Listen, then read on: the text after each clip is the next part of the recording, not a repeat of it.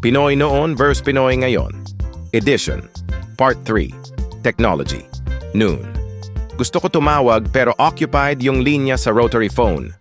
Ngayon, video call agad? Grabe, HD pa. Relationships. Noon. Maganda kaya ang harana, kakantahin ko yung dahil sa'yo. Ngayon. Scene zone? Ayaw mag-reply kahit online. Pagkain. Noon. Hinog na mangga, may bagoong pa. Sarap kainin sa harap ng kubo. Ngayon, order ko, isang milk tea. Large, extra pearls. Pinoy. Noon. Harana. Pinoy. Ngayon, scene zone.